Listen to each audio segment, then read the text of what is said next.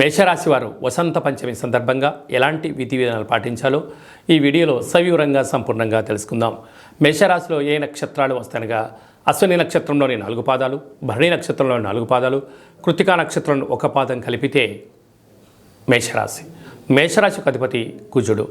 రాశిలోని గురు సంచార స్థితి ఉండడం వలన విద్యా వినయ సంపన్నం అన్నట్లుగా విద్యకు, ఉద్యోగానికి, వ్యాపారానికి, విదేశాలకు, గజమాల సత్కారాలకు అన్నిటికీ అమ్మవారి యొక్క ఆశీస్సులు ఉండాలి కనుక వీలైనంత వరకు అమ్మవారికి తెలుపు వస్త్రాన్ని తెల్లటి పూల చేత పెరగన నైవేద్యంగా ఏర్పాటు చేసి భక్తులకు తెలుపు వస్త్రాలను మీరు ప్రసాదంగా పంచగలిగినట్లయితే గురు యోగ్యత శక్తి మీకు అద్భుతంగా కలుగుతుందని చెప్పి గమనించాలి.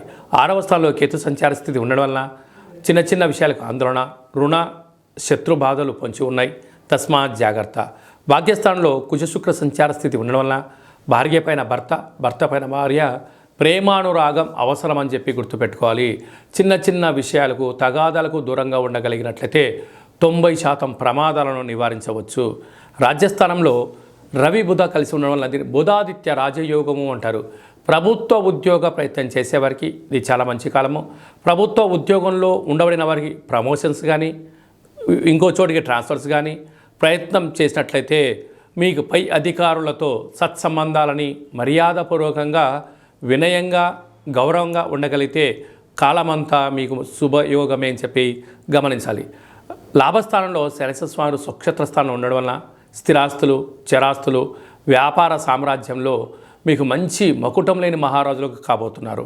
వ్యయంలో రాహు సంచార స్థితి ఉండడం వలన మీ జన్మ నక్షత్రం రోజున అష్టమి తిథుల ఎందున దూర వాయు జల ప్రయాణాలు పెట్టుకోకపోవడం ఉత్తమోత్తంగా భావించగలగాలి.